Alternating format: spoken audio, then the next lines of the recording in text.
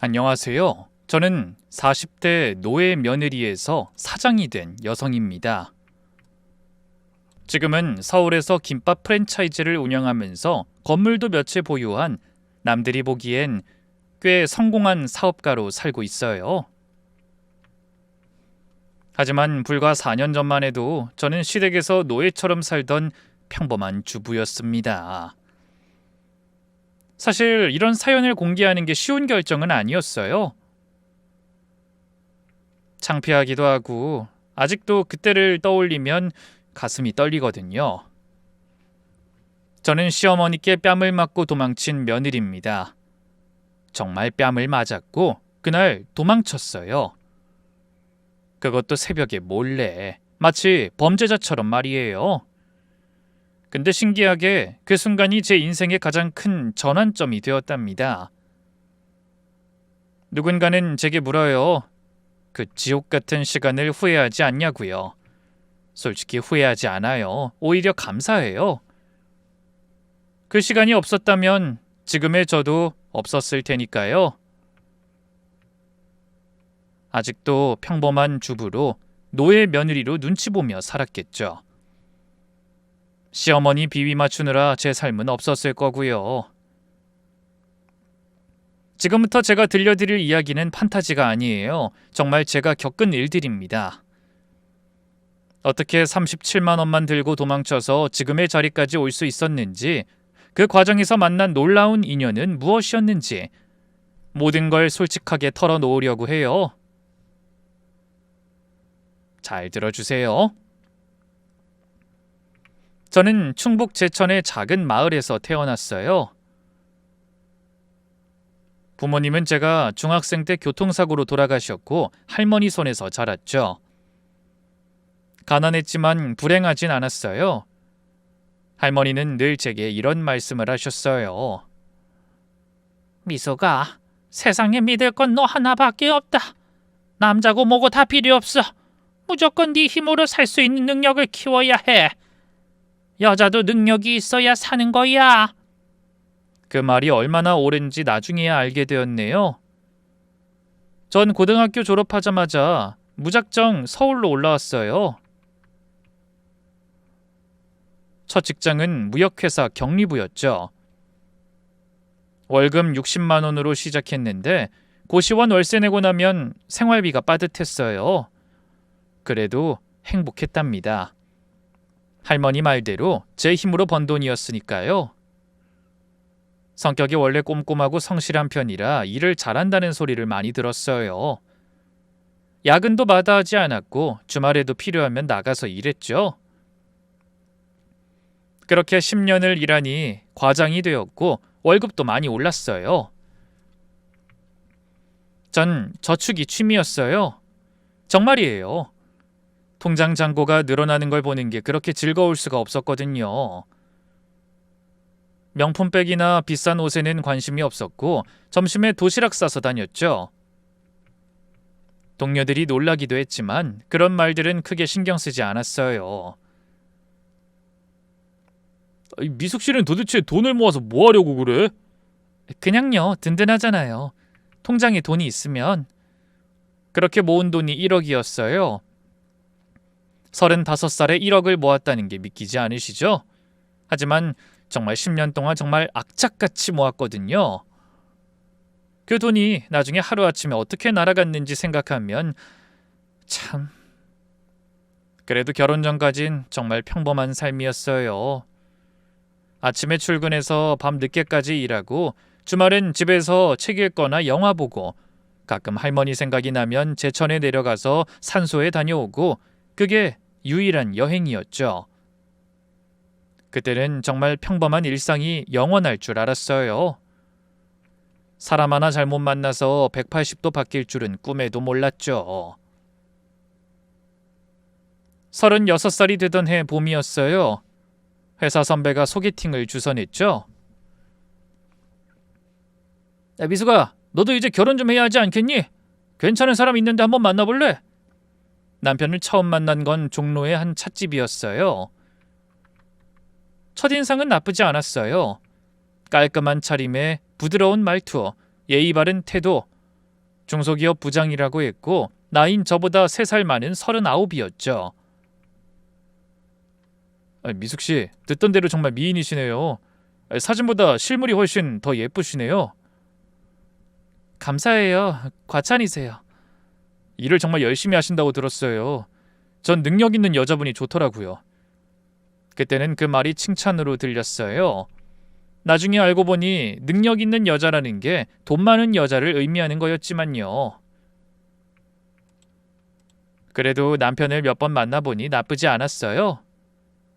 성격도 순하고 다정했고 배려심도 있었죠. 특히 어머니를 극진히 모신다는 얘기에 호감이 갔어요. 주변에서도 효자라고 소문이 자자하더라고요. 우리 엄마 정말 대단한 분이시거든요. 미숙 씨도 만나보면 좋아할 것 같아요. 교제 3달 만에 시어머니를 만났어요. 그것도 제가 몇 번 미뤄서 그렇게 된 거였죠. 첫 만남은 남편 집에서였어요. 시어머니는 겉으론 무척 친절했어요. 어머, 참하고 예쁜 아가씨네. 우리 아들이 이런 사람 만나려고 여태 혼자였나 봐. 안녕하세요, 어머님. 잘 봐주셔서 감사드려요. 벌써 어머님이라고 부르네. 마음에 드네. 하지만 제 손을 잡으며 말하는 순간 소름이 돋았어요. 저를 보는 그 눈빛이 뭐라고 표현하기가 힘들었어요. 얼굴을 위아래로 뚫어져라 보는데 눈빛이 너무 매서웠죠. 근데 집은 있니? 직장은 다닌다고 들었는데 월급은 얼마나 돼? 아이, 엄마, 첫 만남에 그런 건 좀. 남편이 말렸지만 어머니는 아랑곳하지 않았어요. 아니, 뭐가 어때? 이제 우리 식구들 사이인데 숨길 게 뭐 있어? 안 그러니? 그날 시어머니는 제 재산 상태를 속속들이 캐물었어요. 결혼식은 그해 가을에 올렸어요. 식장에서 시어머니가 제 귀에 대고 속상이던 말이 아직도 잊히질 않아요. 지금 생각하니 소름이 돋는 말이네요. 이제 내 사람이 됐네. 그땐 그냥 환영 인사려니 했는데 지금 생각해보면 그건 소유 선언이었어요. 제가 이제 시어머니의 소유물이 되었다는 거나 다를 바 없는 말이었죠. 신혼 첫 1년은 꿈 같았어요. 남편도 잘해줬고 시어머니도 자주 만나지 않으니 큰 문제가 없었죠. 또 제가 모아놓은 돈이 꽤 있어서 전세로 집 마련하는 것도 어렵지 않았고요. 여보, 오늘 뭐 먹고 싶어? 내가 저녁 해놓을게. 당신이 해주는 거면 다 좋아. 그때만 해도 평범한 신혼부부처럼 살았어요. 주말엔 같이 장도 보고 영화도 보고 시어머니는 한 달에 한두 번 정도 찾아오셨는데 그땐 그저 관심이 많은 분이라고만 생각했어요. 결혼 2년 차가 되면서 분위기가 바뀌기 시작했어요. 임신이 생각처럼 안 되는 거예요. 예, 너 병원이라도 좀 가봐야 하는 거 아니니? 네, 어머님, 조만간 가보려고요. 조만간? 그게 언제야? 당장 내일 가. 내가 아는 병원 소개해 줄 테니까. 시어머니가 소개해 준 병원에 갔더니 충격적인 결과가 나왔어요. 문제는 저한테 있는 게 아니라 남편한테 있었던 거예요. 그런데 시어머니의 반응이 정말 황당했습니다. 그 병원 돌팔이야. 우리 아들한테 무슨 문제가 있겠어. 거기 다신 가지 마라. 어머님, 근데 검사 결과가... 시끄럽다. 네가 스트레스를 줘서 그런 거야. 맨날 일한다고 늦게 들어오고. 남편도 믿기 어려웠는지 다른 병원에서 재검사를 받았지만 결과는 같았어요. 그때부터 시어머니의 태도가 완전히 달라졌죠. 애도 못 낳는 게 무슨 여자야? 어머님, 제가 못 낳는 게 아니라... 뭐, 그래서 우리 아들 탓이라고? 얘가 지금 버릇없이 우리 집안 무시하는 거니? 어느 순간부터 애도 못 낳는 주제, 이 말이 시어머니의 입버릇이 되었어요. 제가 뭘 해도 안 해도 늘 이런 말로 시작하고 이 말로 끝났죠. 3년 정도 지나자 시어머니는 본격적으로 저를 괴롭히기 시작했어요. 명절 때마다 친척들 앞에서 망신을 줬죠. 자기 아들한테 이유가 있다는 사실은 숨기고 말이죠. 아무래도 우리 집 대가 끊길 것 같아요. 4년이 다 돼가는데 소식이 없으니. 어머님 왜 또 그 이야기를... 그런 말을 들을 때마다 남편한테 하소연했지만 돌아오는 답은 늘 같았어요. 엄마도 속상해서 그러시는 거야. 당신이 이해해줘. 그날 저녁, 시어머니는 더 충격적인 제안을 했어요. 안 되겠다. 내가 아는 용한 무당이 있는데 가보자. 어머님, 전 그런 거 안 믿어요. 믿고 안 믿고가 문제가 아니야. 지푸라기라도 잡아봐야지. 너 그러다 금방 마흔 돼. 결국 시어머니를 따라 무당집에 갔어요. 무당이 구슬하면서 이상한 말을 했죠.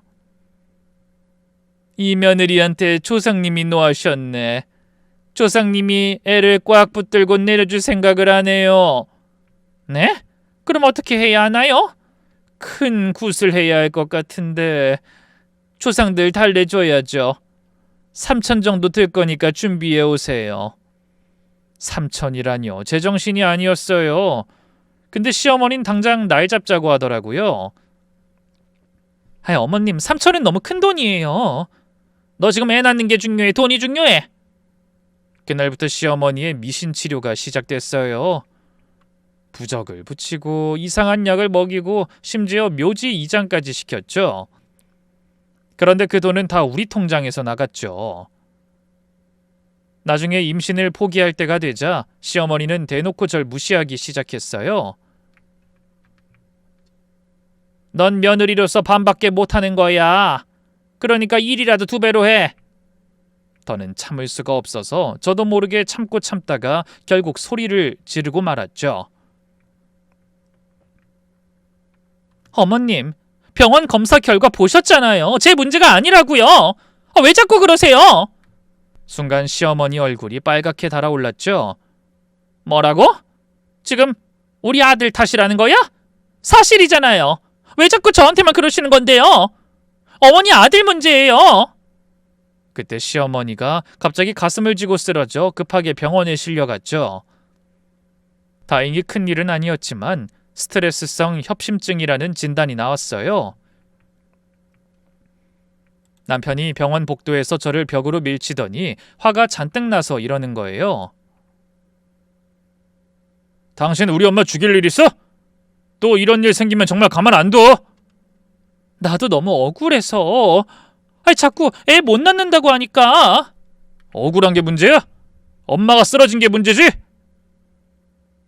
시어머니는 일주일 입원했다가 퇴원하면서 온 가족 앞에서 이 말을 선언하듯 했죠. 나 곧 심장마비로 죽겠다. 나 죽으면 얘 잘못인 줄 알고 있어라. 그 뒤로 전 아무 말도 못했어요. 시어머니가 어떤 모진 말을 해도 그저 입 꾹 다물고 있을 수밖에 없었죠. 그렇게 전 완전히 입을 다물게 됐어요. 마음속으로만 비명을 질렀죠. 제가 뭐라도 하면 또 쓰러지실까 봐요. 그리고 1년 전이었어요. 남편이 갑자기 투자 얘기를 꺼냈죠. 여보, 좋은 투자건이 하나 있는데. 무슨 투자? 내 친구가 무역 사업을 하는데 동업자를 구한대. 수익률이 장난 아니라네. 처음엔 별 생각 없이 들었어요. 근데 시어머니가 적극적으로 나서는 거예요.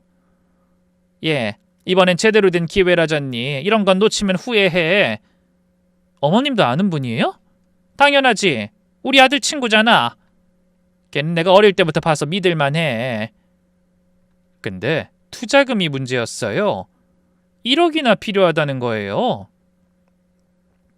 1억이요? 그럼 우리 모아둔 돈 전 재산을 다 더해도... 그러니까 더 대박 나는 거지. 전 재산 투자할 만큼 확실하다고 그러잖니.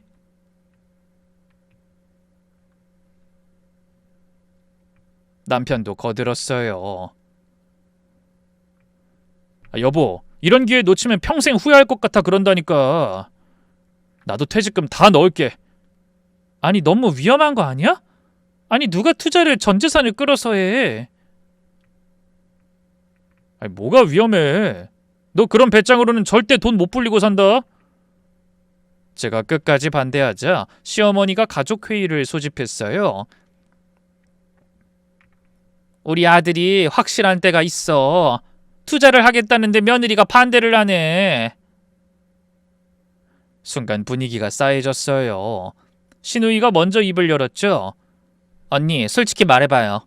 모아서 하는 건데 왜 반대해요? 다 같이 잘 살자는 거잖아요. 그게 아니라 금액이 너무 크니까. 큰 게 뭐가 문제야? 더 많이 버는 거지? 그리고 우리도 잘 아는 사람이에요. 결국 압박에 못 이겨 투자를 결정했어요. 모아둔 돈을 모아 남편 친구에게 넘겼죠. 여보 고마워. 이번엔 진짜 대박 날 거야. 내 친구가 진짜 나만 알려주는 거랬어. 투자하고 한 달은 잘 나갔어요. 수익금이라며 500만 원을 받았죠. 두 번째 달도 그대로 500만 원. 하지만 석 달째부터 연락이 뜸해지더니 넉 달째엔 아예 연락이 끊겼어요. 여보, 당신 친구하고 연락 안 돼? 그 일이 좀 꼬였나 봐. 꼬였다니? 그럼 우리 돈은? 남편이 알아본 결과 투자는 실패였어요. 친구는 이미 해외로 도망갔고 돈은 한 푼도 건질 수 없었죠. 그렇게 아껴서 모은 돈이 하루아침에 사라진 거예요. 그래서 2억이 다 날아갔다고? 미안해. 나도 진짜 몰랐어. 우리 가족들하고도 다 아는 놈인데 몰랐다고? 그게 지금 할 소리야? 그날 저녁 곧장 시어머니를 찾아갔어요. 어머님 어떡해요? 투자 망했대요. 연락도 안 되고요. 그 돈 다 날아갔어요. 그래? 뭐 어쩌겠니? 투자라는 게 다 그런 거지. 이럴 돈 생각해봐야 속만 상해. 어머닌 마치 당연히 망할 줄 알았다는 듯 놀라지도 않고 이 일을 받아들이더라고요. 결국 남편과 저는 모든 재산을 날리고 전세 계약도 연장 못하게 됐어요. 갈 곳이라곤 어머니가 있는 그 집밖에 없었죠. 어머닌 그것도 있는 생색은 다 내면서 받아줬어요. 우리 집으로 들어와. 내가 너희 걷어주는 거야. 고맙게 생각해라. 그렇게 시댁살이가 시작됐어요. 그때부터가 진짜 지옥문이 열리는 순간이었죠. 예, 우리 이제부터 규칙을 정하는 게 좋겠어. 같이 사는 거니까 맞춰야지. 규칙이요? 아침 5시 기상해서 식사는 네가 준비하는 걸로 하고 청소도 가능하면 매일 해. 말이 좋아 규칙이지 며느리도 아니고 가정부였어요. 아니, 가정부보다 못했죠. 최소한 가정부는 월급이라도 받으니까요. 전 새벽 5시에 일어나서 시어머니의 시동생, 남편까지 5명씩 식사를 준비해야 했어요. 매일 아침이 전쟁이었어요. 아침 먹고 나서 설거지 끝내면 9시, 그럼 시어머니 따라 가게까지 나가서 일을 도와야 했어요. 시어머니는 분식집을 운영했는데 저는 무급으로 일하는 종업원이었죠. 예, 테이블 닦고 빨리 가서 주문부터 받아. 설거지도 있다. 쉴 틈이 없었어요. 점심시간엔 죽을 것 같았죠.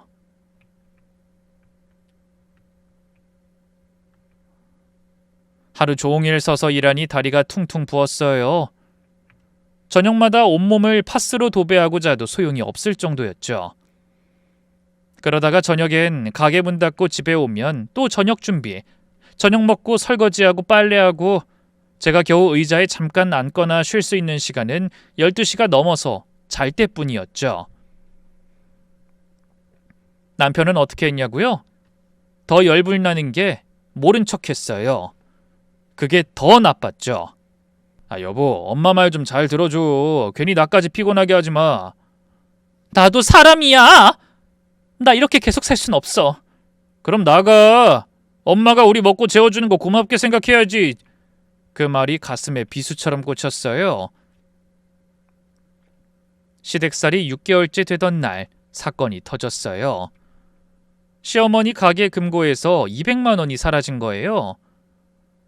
시어머니는 찾아볼 생각도 안 하고 일단 저부터 부르더라고요. 예, 네가 저번에 여기 금고 열어보지 않았어? 네? 전 비밀번호도 모르는데요? 거짓말하지 마. 너 말고 누가 있어? 나 아니면 너뿐인데. 그날 저녁 시어머니는 친척들을 다 불러 모았어요. 마치 재판 같았죠. 미수가 솔직히 말해. 돈 필요해서 그랬지? 어머님, 전 안 그랬어요. 아니라고 몇 번을 말씀드려요. 그럼 돈이 혼자 발이 달려서 걸어나갔을까? 남편한테 살려달라는 눈빛을 보냈지만 고개를 돌렸어요. 여보, 나 억울하다고 말 좀 해줘. 알잖아. 내가 그런 짓 할 사람 아니잖아. 엄마가 그렇다는데 뭘. 나도 모르지. 내가 가게에 있었던 것도 아니고. 그때 신우이가 좋은 방법을 찾았다는 듯 말했어요. 엄마, 그럼 CCTV 확인해봐요. 그럼 되겠네. 아, 맞다. CCTV.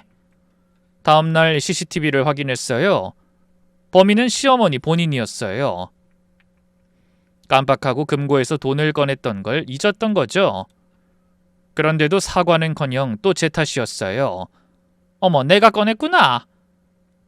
근데 너도 참 답답하다. 억울하면 진작 CCTV 보자고 했어야지. 그래도 우리 며느리 합격이다. 네가 얼마나 참을성이 있나 시험한 건데 합격이야. 정말 말도 안 되는 미친 소리였지만 누구도 시어머니한테 뭐라 하지 않았어요. 며칠 후 더 충격적인 일이 일어났어요. 신용카드 명세서를 받았는데 제가 쓰지도 않은 300만 원이 결제돼 있었어요. 투자 실패로 전보다 더 아껴서 사는 생활에 그런 돈을 제가 쓸 리가 없어서 눈이 커지더라고요. 이게 뭐지? 내역을 확인해보니 백화점, 귀금속점, 갈비집까지 다 시어머니가 쓴 거였어요. 어머니, 제 카드로 300만 원이나 쓰셨네요? 그거 내가 급해서 좀 썼어. 좀이 아니라 300만 원인데요. 너 지금 용돈도 한 푼 못 주면서 시어미가 그 돈 좀 썼다고 대들어? 도저히 제가 말해선 안 될 것 같아 남편한테 받아내달라고 얘기했죠. 어머니가 내 카드로 300만 원 긁었어. 이건 당신이 책임지고 받아다 줘. 엄마도 급하셨나 본데 나중에 주겠지. 가족끼리 뭘 그런 걸 그렇게 받아. 300만 원인데? 당신 우리한테 지금 이 돈 얼마나 큰지 몰라? 갚는다잖아. 하지만 그 돈은 끝까지 돌아오지 않았어요. 오히려 시어머니는 당당했죠. 네가 우리 집에 먹고 자는 게 얼마짜린데? 용돈으로 받아도 모자랄 판에. 매달 카드값을 내느라 힘들었어요. 그런데도 시어머니는 한 번씩 제 카드를 썼죠. 제가 제발 쓰지 말라고 해도 말뿐이었어요. 카드를 숨겨도 소용없었죠. 남편이 다시 찾아다 시어머니한테 갖다 주기까지 했거든요. 여보, 왜 어머니한테 내 카드를 줘? 엄마가 잠깐 필요하댔어. 엄마 신용카드 없어서 할부 필요한데 못 쓴다잖아. 그건 어머니 사정이고, 내 카드인데 왜 당신까지 마음대로 하냐고. 당신도 참. 우리가 남이야? 부부잖아. 그날 밤 화장실 가려고 일어났다가 시어머니와 남편의 대화를 듣게 됐어요. 엄마, 카드 더 쓰셔도 돼요. 그래? 미숙이가 뭐라고 안 하니? 제가 알아서 할게요. 엄마 필요한 데 있으면 편하게 쓰세요. 충격적이었어요. 남편이 시어머니와 짜고 저를 등쳐먹고 있었던 거예요. 갈수록 시어머니의 행동은 도를 넘었어요. 미숙아, 네 친정 부모님 교통사고로 죽었다 그랬지? 참 그것도 복이 없어서야.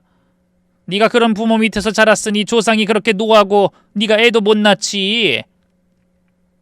친정 부모님 욕은 정말 참기 힘들었어요. 정말 미치기 일보 직전이었죠. 그리고 그날 정말 남편한테 마지막으로 간곡히 부탁했어요. 여보, 나 좀 도와줘. 더는 못 살겠어. 이 집에서 하루도 못 버티겠어. 또 시작이네. 지겹지도 않아? 뭐? 내가 얼마나 힘든지 알아? 당신은 아무리 말해도 어머니 편만 들고 엄마 말 좀 들으면 간단해진다니까.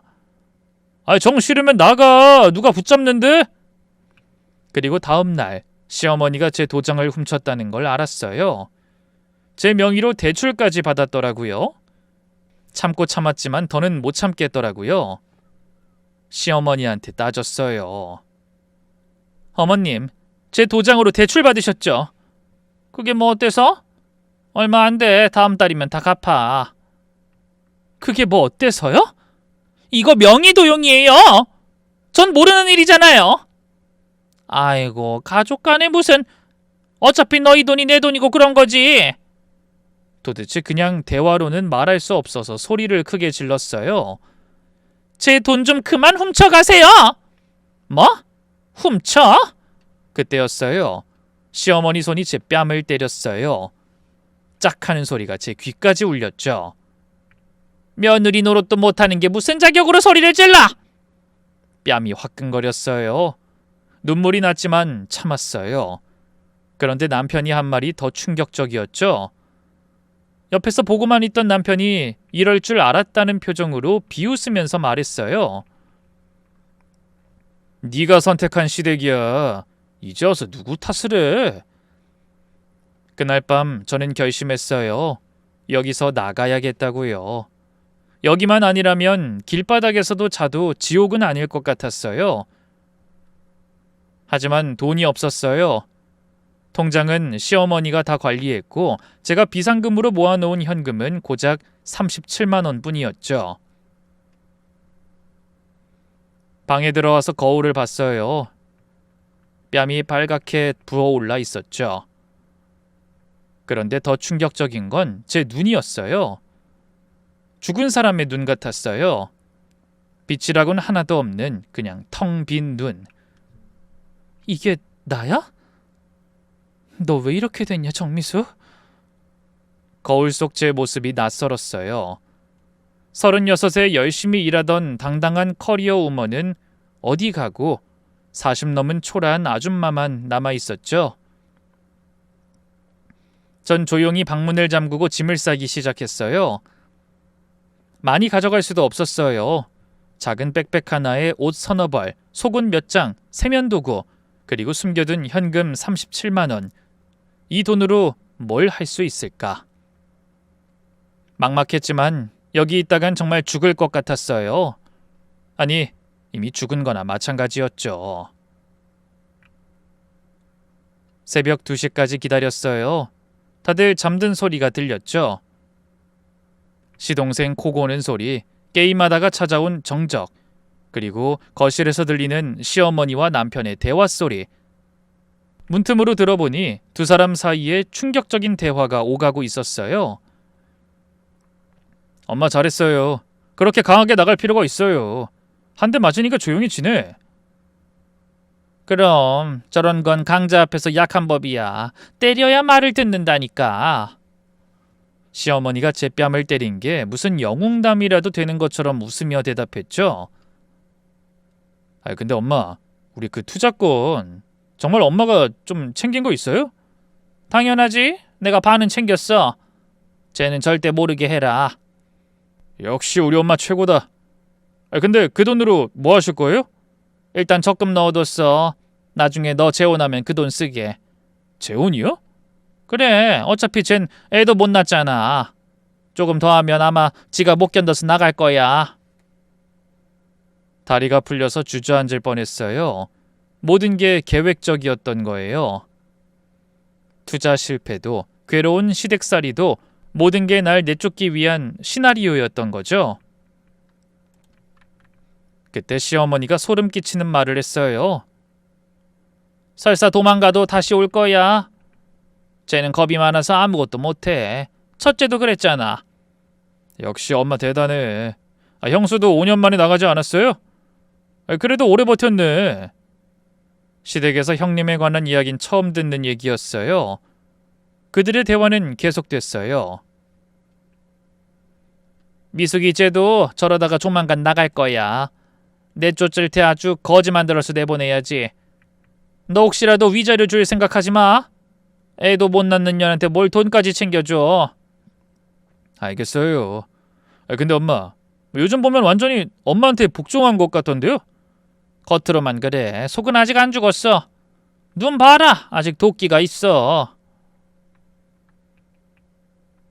시어머니 말이 맞았어요. 전 아직 죽지 않았죠. 그들의 대화를 듣고 없던 도끼가 다시 치밀어 올랐죠. 이 집안에서는 더 싸우고 말 것도 없었어요. 하루라도 여기 더 있다간 빚만 늘어서 인생이 밑바닥까지 내려앉을 것 같았거든요. 더 올라올 수도 없게 만드는 것이 이들의 계획이었으니까요. 도망가자. 지금 당장 그 생각뿐이었죠. 조심스럽게 방으로 돌아와 백팩을 맸어요. 핸드폰은 두고 가기로 했죠. 추적당할 수도 있으니까요. 창문을 열고 넘으렸는데 발이 떨렸어요. 그래, 할 수 있어. 여기서 죽느니 나가서 죽자. 창문을 넘어 마당에 착지했어요. 숨을 죽이고 대문으로 향했죠. 문 여는 소리가 크게 들렸어요. 잠시 멈춰서 귀를 기울였어요. 다행히 아무 반응이 없었죠. 대문을 나서자 찬바람이 얼굴을 때렸어요. 새벽 공기는 차가웠지만 오히려 정신이 번쩍 들었어요. 하지만 막막했죠. 37만 원을 들고 친정도 없어서 갈 곳도 없는 상황. 일단 앞만 보고 걸었어요. 무작정 걷다 보니 눈물이 났어요. 서러워서, 억울해서, 무서워서요. 엄마, 아빠, 저 어떡해요? 이제 어떡하면 좋아요? 죽은 부모님을 부르며 한참을 울었어요. 버스 정류장에서 첫 차를 기다렸어요. 멀리, 최대한 멀리 도망가고 싶었거든요. 스마트폰도 없이 정말 막막했어요. 그래도 포기할 순 없었죠. 역 대합실 의자에 앉아서 생각했어요. 일단 잘 곳을 구해야 했어요. 37만 원으로 버틸 수 있는 곳, 고시원이었죠. 첫날은 찜질방에서 잤어요. 10,000원짜리 입장료가 아까웠지만 어쩔 수 없었죠. 뜨거운 물에 몸을 담그니 그제야 실감이 났어요. 나 정말 거기서 도망쳐 나왔구나. 그리고 결심했죠. 죽는 날까지 다신 돌아가지 않는다. 죽어도 안 돌아가겠다고요. 다음 날 아침, 역 앞 부동산을 돌아다니며 고시원을 찾았어요. 말도 안 되는 2평짜리 작은 방이었지만 그곳이 제 성이었어요. 고시원 방에 들어가서 문을 잠그는 순간 안도감과 막막함이 동시에 밀려왔죠. 침대에 앉아서 한참을 멍하니 있었어요. 이제 뭘 해야 하지? 일단 짐을 풀기로 했어요. 천장을 보니 눈물이 또 났죠. 서럽고 억울했지만 한편으론 후련했어요. 짐을 풀다 보니 시어머니 분식집에서 일할 때 매일 입던 앞치마를 제가 실수로 챙겨왔더라고요. 근데 앞치마 주머니에서 뭔가 걸리적거리는 게 있었어요. 주머니를 뒤져보니 작은 명함 하나가 나왔어요. 정미숙님께. 명함을 뒤집어 보니 박영이라는 이름과 전화번호, 그리고 뒷면에 이런 메모가 적혀 있었죠. 힘들 때 꼭 연락 주세요. 저도 그 집 며느리였습니다. 손이 떨렸어요. 누가, 언제 이걸 여기에 넣어둔 걸까 싶었죠. 분식집에 왔던 단정한 중년 여성이 떠올랐어요. 밖에서 한참 서 있다가 시어머니가 없을 때 들어와서 김밥을 먹었죠. 그때도 저를 계속 지켜봤었는데 망설이다가 공중전화로 전화를 걸었어요. 사실 이런 게 사기일 수도 있고 함정일 수도 있지 않을까 고민했지만 지금 제 상황에서 더 나빠질 게 뭐가 있겠어요? 남은 돈은 딱 2만 원 뿐인데요. 공중전화로 전화를 걸었어요. 신호음이 길게 이어졌죠. 여보세요? 품이 있는 여성의 목소리였어요. 저 정미숙이라고 하는데요. 저한테 혹시 명함을 네, 연락 주셨네요. 그 집에선 무사히 나오신 거죠? 네, 근데 어떻게 제가 나온 걸... 시어머니가 동네방네 소문내고 다니더군요. 배은망덕한 며느리가 도망갔다고. 그럼 혹시 지난주에 김밥 드시러 오셨던... 맞아요.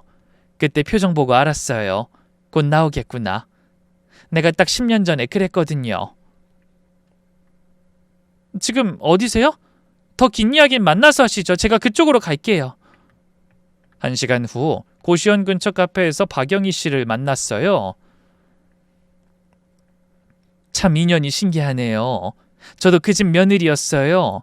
첫째 며느리요. 정말요? 저도 똑같았어요. 그 여자 때문에 전 재산 날리고 도망쳤죠. 아직도 그때만 생각하면... 제 형님이었던 박영희 씨가 핸드백에서 봉투를 꺼내서 제 앞에 밀어줬어요. 그런데 봉투 안에는 돈이 들어있었죠. 언뜻 봐도 몇 천은 돼 보이는 액수였죠. 죄송하지만 이건 못 받겠어요. 너무 큰 돈이에요. 일단 이것부터 받으세요. 사람 살고 보는 게 먼저잖아요. 눈물이 왈칵 쏟아졌어요.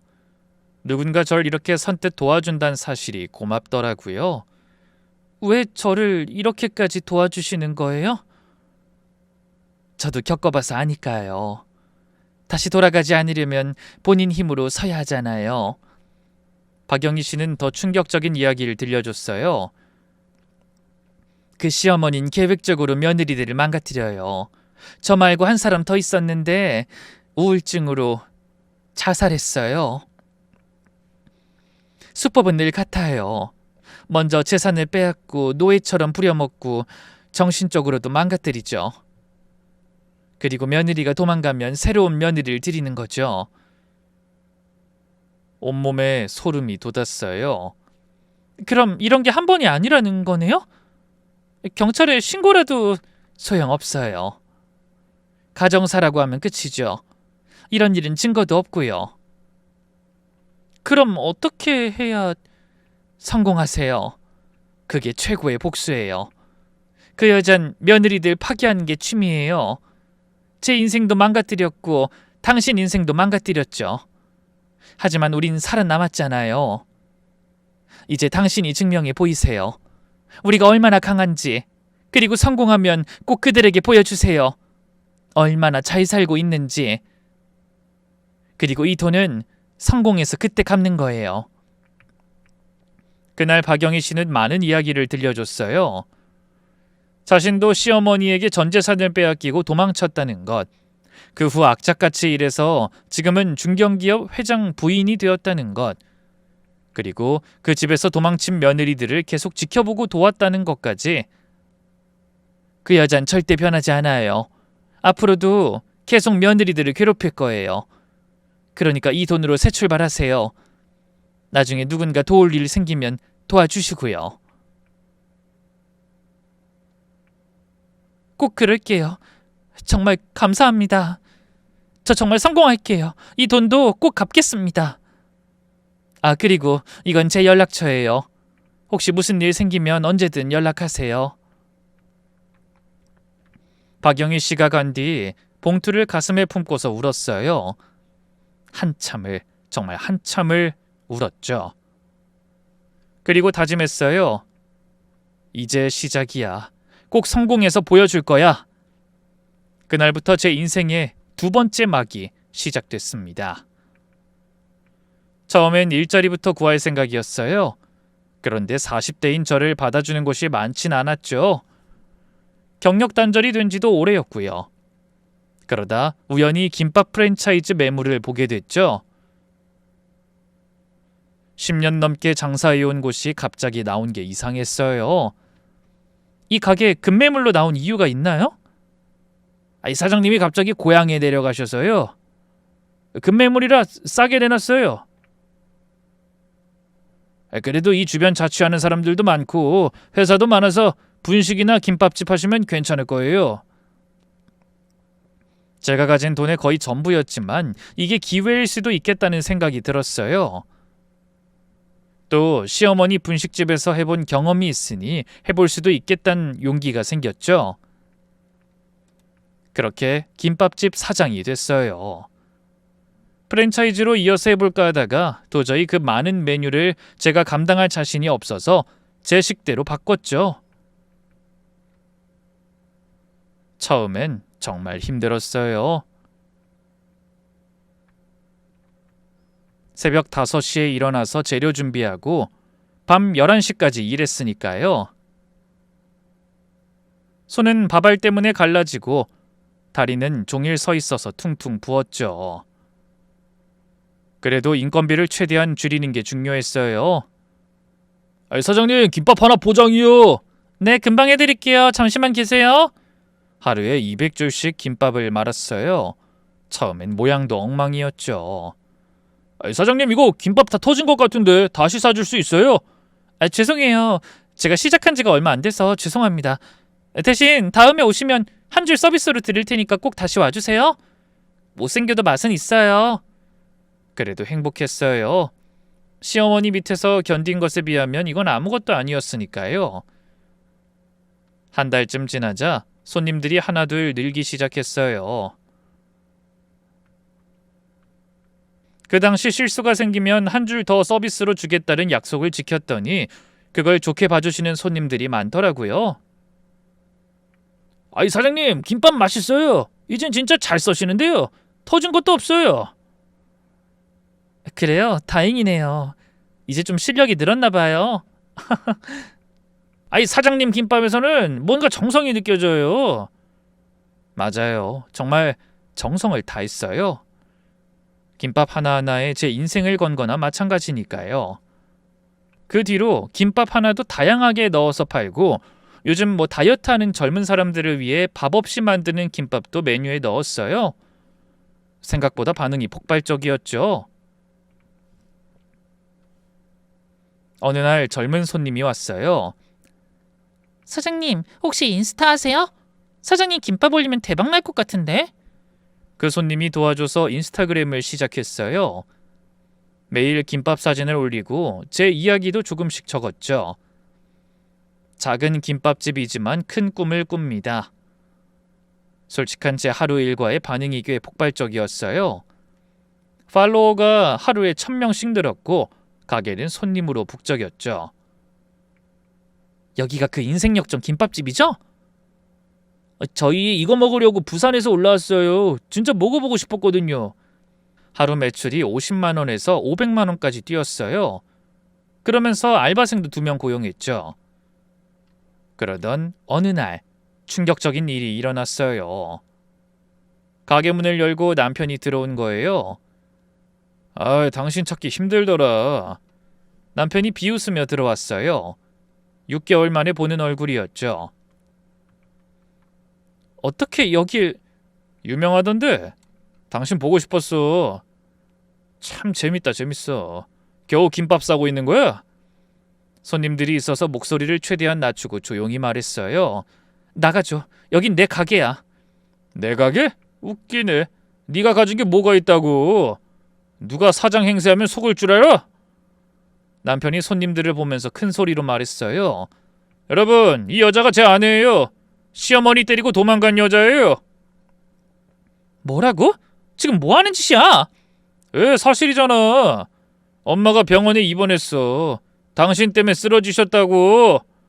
손님들이 수근거리기 시작했어요. 하지만 남편은 보란듯이 더 소리쳤죠. 이 여자한테 속지 마세요. 남편 돈 훔쳐서 도망간 도둑이에요, 도둑. 그때 한 손님이 일어섰어요. 단골 손님으로 오는 김 사장이었죠. 아저씨, 이 사장님 본 지 1년 됐는데 그런 사람 아니에요. 경찰 부를까요? 다른 손님도 제 편을 들면서 남편을 몰아세우니 순간 당황하더라고요. 뭐야 다들. 뭔데 나한테 나가라는 거야? 결국 남편은 쫓겨났지만 떠나면서도 협박했어요. 두고 봐. 가만 안 둘 거야. 우리 엄마 이렇게 만들고 혼자 잘 사는 꼴 못 보지. 그날 밤 가게 문을 닫고 혼자 울었어요. 언제까지 이런 일이 계속될까? 다시 남편과 시어머니가 제 인생에 엮인 건 아닐까 하는 두려움이 컸죠. 다음 날은 가게 앞에 시어머니까지 와서 확성기를 들고 서 있는데 기가 막혔죠. 여러분, 이 가게 주인은 시어머니를 버린 나쁜 며느리입니다. 저 여자가 내 아들 돈 2억을 훔쳐서 도망갔어요. 그것도 모자라서 시어머니를 때리기까지 했습니다. 제가 말려도 시어머니는 멈추지 않았죠. 경찰이 와서야 끝이 났어요. 이 여자가 내 며느리예요. 도망간 며느리라고요. 아이, 그래도 이러시면 안 돼요. 가세요. 시어머니가 끌려가면서도 소리쳤어요. 두고 봐. 네가 버틴다고 되는 줄 알아? 그때 박영희 씨한테 전화가 왔어요.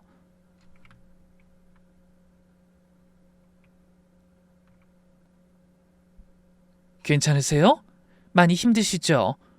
어떻게 하셨어요? 시어머니가 저한테도 그랬어요. 새로 일하는 가게마다 찾아와서 망쳐놨죠. 그래도 끝까지 버티세요. 그리고 증거를 모으면 돼요. 그 인간들 그 짓도 몇 번 해봐서 전문일 거예요. 그래도 우린 우리대로 침착하게 대응하면 돼요. 박영희 씨의 조언대로 CCTV를 더 설치하고 녹음기를 준비했어요. 일주일 후 시어머니와 남편이 또 왔어요. 이번엔 시누이들까지 데리고요. 전 일부러 더 해보라는 식으로 눈 하나 깜빡하지 않고 대꾸했죠. 싫어요. 제가 미쳤다고 거길 다시 가요? 다른 며느리 구하시라고요. 시어머니가 흥분해서 가게 물건까지 집어던지기 시작했어요. 그 순간 가게 문이 열리고 경찰이 들어왔어요. 제가 미리 신고해둔 거였죠. 자, 전부 현행법으로 체포합니다. 재물손괴, 영업방해, 협박, CCTV에 다 찍혔어요. 누구 바보라나. 시어머니 일행이 연행되는 걸 보며 속이 시원했어요. 시어머니 일행이 연행된 후에 박영희 씨가 가게를 찾아왔어요. 이번엔 혼자가 아니었죠. 60대 초반쯤 되는 신사 같은 남자분과 함께였어요. 미숙 씨 인사해요. 제 남편이에요. 안녕하세요. 덕분에 감사합니다. 박영희 씨 남편은 중견기업 회장이었어요. 제 아내한테 이야기 많이 들었습니다. 참 대단하시네요. 아니에요. 아직 멀었어요. 박영희 씨가 충격적인 이야기를 꺼냈어요. 사실 제가 조사를 좀 했어요. 시어머니가 그동안 빼앗은 돈이 총 얼마인지 아세요? 10억이 넘어요. 저한테도 5억 이상 뜯어갔으니까요. 나머진 사채업으로 불렸죠. 사채업이요? 네. 그 돈으로 상인들 대상으로 사채업을 했어요. 이자만 월 1,000만 원씩 받으면서요. 근데 더 충격적인 건 그게 다 계획적이었다는 거예요. 계획적이라니. 일부러 투자하게 만들어서 실패하게 하고 며느리 재산까지 빼앗는 수법이죠. 박영희 씨 남편이 서류를 꺼냈어요. 제가 변호사 통해 알아봤는데 남편이 투자한 그 사업도 처음부터 사기였어요. 그 남편분 친구라는 사람도 시어머니가 아는 사기꾼이었어요. 가족들한테 일부러 잘 알고 있다는 식으로 말하라고 하면서 거짓말을 시켰겠죠. 그것까지 계획이었다는 걸 안 순간 다리에 힘이 풀렸어요. 그럼 처음부터...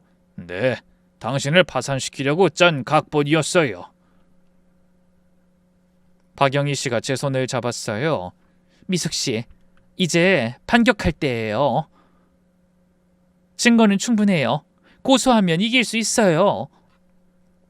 하지만 망설여졌어요. 제가 그런 인간들과 싸울 만한 힘이 있는지 의심스러웠죠. 그래도 제가 그런 건 해본 적이... 당신은 피해자예요. 확실히 그들하고 끊을 기회가 필요해요. 저희가 도울게요. 며칠 후 결심했어요. 고소장을 제출했죠. 사기, 횡령, 폭행, 명예훼손 등 모든 혐의로요. 그런데 그쯤 예상치 못한 일이 일어났어요. 가게가 갑자기 대박이 난 거예요. 한 유명 블로거가 제 사연을 듣고 돕겠다며 가게를 소개했는데 그 글이 화제가 됐죠. 시어머니와 남편이 저지른 일까지 적어주면서 많은 엄마들이 일부러 가게를 찾았어요. 하루에 손님이 500명씩 왔어요. 매출도 3배로 뛰었죠. 사장님 응원해요. 힘내세요. 김밥 정말 맛있어요. 눈물이 났어요. 얼굴도 모르는 이렇게 많은 사람들이 저를 응원해 주다니. 얼마 뒤 한 방송에서 취재 요청이 왔어요. 제 사연을 담담히 들려달라는 요청이었죠. 저는 할 이야기가 없다고 했지만 많은 여성들에게 희망을 줄 수 있는 내용이라고요. 결국 인터뷰에 응했어요. 그리고 제 이야기를 솔직하게 털어놨죠. 방송이 나간 후 전국에서 프랜차이즈 문의가 쇄도했어요. 6개월 만에 20개 지점이 생겼어요. 연매출 30억을 돌파했을 때 영희 언니가 축하 파티를 열어줬어요.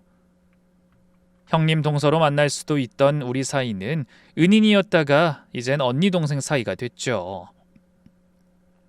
미수가 정말 자랑스러워. 정말 해냈네. 다 언니 덕분이에요. 그때 도와주시지 않으셨으면 전 시작도 못했을 거예요. 아니야, 다 네 노력이 있었잖아.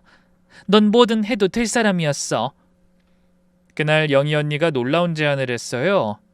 미수가, 이제 진짜 그 인간들한테 복수할 준비가 됐어. 복수? 그 집을 네가 사는 거야. 그 집을 산다고요? 내가 어떻게... 언니가 태블릿을 꺼내 보여줬어요. 법원 경매 사이트였죠. 시어머니 집 경매에 나왔더라고. 도박비 때문이래. 네 남편 사업도 싹 망했고. 화면을 보니 정말 그 집이었어요. 제가 한때 노예처럼 살았던 그 집. 감정가 15억인데 내 생각엔 10억 정도면 낙찰될 것 같아. 10억... 지금 자산이면 충분하지. 사실 2년 동안 악착같이 살면서 정말 열심히 일했어요. 프랜차이즈 수익, 건물 투자 수익 등으로 자산이 30억 정도 됐거든요. 사는 건 어렵지 않은데 꼭 그래야 할까요? 미수가, 이건 단순한 복수가 아니야. 진짜 그들한테 네가 어디 있는지 알려주는 거지. 언니의 말이 맞았어요. 처음 언니에게 약속한 대로 난 절대 망가지지 않았다는 것을 그들 앞에서 보란듯 알려줄 기회이기도 했죠. 그래서 경매일 날 법원에 갔어요. 새로 산 옷과 비싼 명품 가방을 들고요. 3년 전 그 초라했던 제가 아니었죠. 시어머니와 남편이 절 발견하고는 눈이 휘둥그레졌죠. 남편은 말까지 더듬으며 물었어요. 네가 왜 여기... 입찰하러 왔어요. 왜요? 시어머니가 코웃음을 쳤어요. 뭐? 네가 무슨 돈으로? 복권이라도 당첨됐냐? 김밥집에서 얼마나 번다고? 여기 김밥 몇 줄 팔아서 살 수 있는 그런 게 아닌데. 뭐 구경 잘하다 가. 전 침착하게 웃으면서 대답했어요. 두고 보시면 알겠죠. 김밥도 몇 줄을 파는지에 따라 다르니까. 잠시 뒤 경매가 시작됐어요. 다른 입찰자들이 가격을 올리기 시작했죠. 시어머니는 그걸 보면서 안절부절 못했어요. 제가 손을 들었어요. 12억. 경매실이 조용해졌어요. 시어머니와 남편은 믿을 수 없다는 표정으로 저를 쳐다봤죠. 안 돼! 저긴 우리 집이야! 남편이 벌떡 일어났어요. 정미숙 씨, 자금 확인 완료. 12억 없으십니까? 낙찰! 망치 소리가 울리자 시어머니가 주저앉았어요. 안 돼! 안 돼! 전 일어서며 그들에게 다가갔어요. 궁금하시죠? 김밥집 하나로 어떻게 12억을 마련했는지. 고작 몇 줄 싸는 게 아니라요. 전국 100개 지점이 있어요. 잘 모르시는 것 같은데 제 김밥집 프랜차이즈 됐거든요. 연 매출은 100억이 넘어요. 순이익만 연 20억이고요. 시어머니가 믿을 수 없다는 듯 고개를 저었어요. 거짓말. 김밥집이 뭐가 그렇게... 남편이 다리에 힘이 풀린 듯 의자에 털썩 앉았어요. 18시간씩 일했어요. 어머니 밑에서 노예처럼 일한 덕분에 체력이 좋아졌더라고요. 시어머니가 갑자기 제 손을 잡았어요. 전 손이 닿기도 전에 뿌리쳤어요. 아, 제가 김밥집만 한 게 아니에요. 건물 2채도 샀고 주식 투자로도 꽤 벌었어요. 어머니가 빼앗은 2억? 그거 종잣돈이라고 생각하면 참 싸게 먹힌 거예요. 덕분에 제가 이렇게 독립할 수 있었으니까요. 경매실을 나가면서 마지막으로 말했어요. 아, 맞다. 복권 당첨 맞네요. 어머니 집에서 도망친 게 제일 큰 복권이었죠. 그날 오후 남편에게서 문자가 왔어요. 제 마음을 고작 몇 줄로 돌릴 수 있다고 착각한 모양인지 갑자기 옛날 사진까지 보내면서 저를 잊은 적이 없다는 쇼를 하더라고요. 미안했어. 다시 시작하자. 난 항상 이 사진들 보면서 당신 생각했었어. 전 답장 대신 이혼 소장 사진을 보냈어요. 그리고 문자를 추가했죠. 이제 시작이에요. 곧 법정에서 봐요. 낙찰받은 집을 인수하는 날이었어요. 3년 만에 다시 들어간 그 집. 하지만 이제 주인은 저였죠.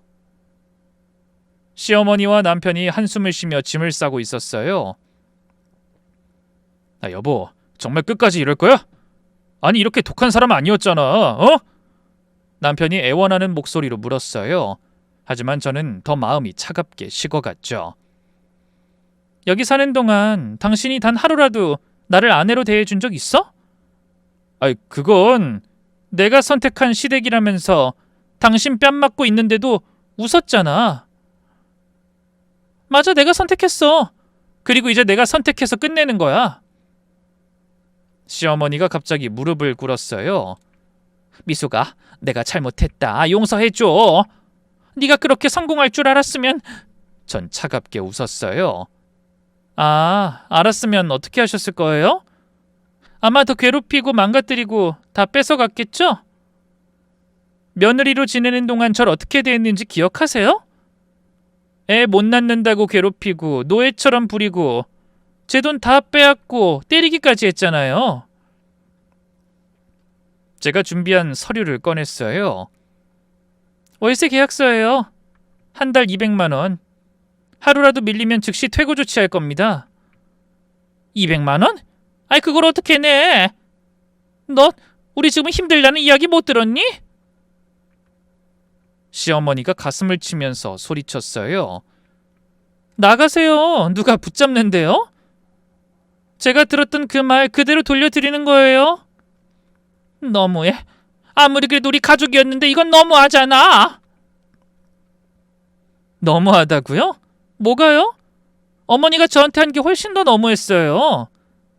그때 남편이 갑자기 화를 냈어요. 야, 이래도 되는 거냐? 우리가 남이야? 남이라니까. 이혼 소송 중인데 아까부터 자꾸 무슨 가족 이야기를 들먹여. 어차피 난 재판에서 이길 자신 있어. 폭행, 재산 갈취, 명예훼손. 증거는 차고 넘치니까. 마지막으로 언니가 준비해준 증거 파일을 보여줬어요. CCTV 영상, 녹음 파일, 통장 거래 내역까지. 저는 더 꼿꼿한 태도로 그들 앞에서 팔짱까지 끼고 서 있었어요. 이 증거들로 형사 고소도 가능한데 뭐 어떻게 감옥까지 보내드려요? 아니면 조용히 이혼 서류 사인하고 월세 계약하시든지. 둘 중 하나 선택하세요. 결국 남편은 이혼 서류에 사인했어요. 미수가, 너하고 나 정말 이렇게 끝이야? 끝이 아니지. 이제 시작인데. 내 인생의 진짜 시작은 지금부터야.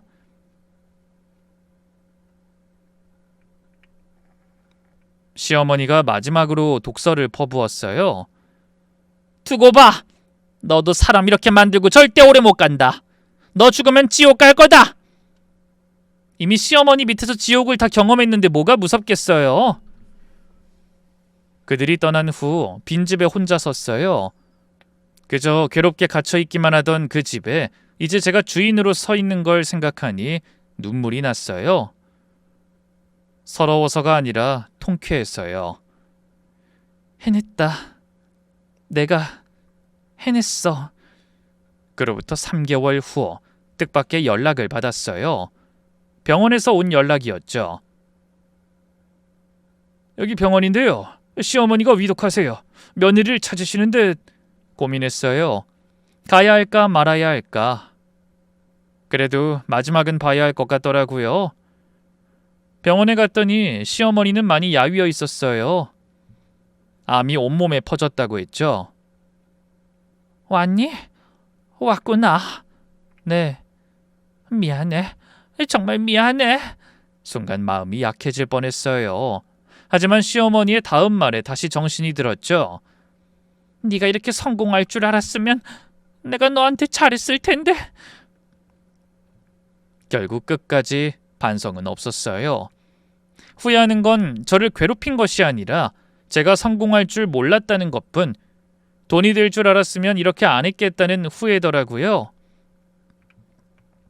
어머니, 전 절대 용서 못해요. 하지만 편히 가세요. 이젠 미워하지도 않을게요. 병실을 나오는데 남편이 있었어요.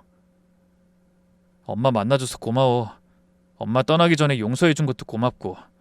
나 용서 안 했어. 그냥 미워하지 않기로 한 거지. 어? 미워하지 않는 건 그냥 있는 거야. 시어머니도 당신도. 이제 내 인생에서 잊혀질 사람들이라고. 그러니까 아무 감정도 없이 그렇게 두는 것뿐이야. 용서는 없어. 그게 마지막이었어요. 일주일 후 시어머니는 세상을 떠났고 장례식장엔 가지 않았어요. 인생 역전이라고 사람들은 그렇게 말하지만 전 똑같은 일상을 살려고 노력 중이에요. 하지만 매일 아침 6시면 1호점에 출근해서 직접 김밥을 말아요. 하나하나 정성껏. 이곳을 처음 열던 그날처럼 말이죠. 대표님, 왜 직접 하세요? 굳이 안 나오셔도 되는데. 이게 제 시작이었으니까요. 초심을 잃기 싫어서요. 영희 언니는 이제 제 가장 친한 친구가 되었어요. 매주 만나서 우리가 돕고 기부할 수 있는 다양한 방법들을 논의하고 있어요. 미수가, 이번엔 쉼터를 더 늘려보는 게 어때? 더 많은 여성들을 도울 수 있잖아. 이제 전국적인 조직으로 커나가고 있어요. 매년 500명의 여성을 돕고 있죠. 어제는 한 여성이 편지를 보내왔어요. 대표님 덕분에 새 인생을 살고 있어요. 이제 제가 다른 사람을 도울 차례 같아요. 이런 편지를 받을 때마다 가슴이 뭉클해요. 혹시 지금 이 글을 읽고 계신 분 중에 저와 비슷한 상황에 있는 분이 계신다면 꼭 말씀드리고 싶어요. 도망치는 것도 용기입니다. 지옥 같은 현재가 영원할 것 같아도 반드시 끝은 있어요. 그리고 그 끝에서 새로운 시작을 만들 수도 있어요. 시어머니께 뺨 맞고 도망친 며느리였지만 이제 한 기업의 대표가 된 것처럼요. 여러분께도 제 이야기가 작은 용기와 시작을 만드는 힘이 되었으면 좋겠습니다. 긴 이야기 들어주셔서 감사합니다.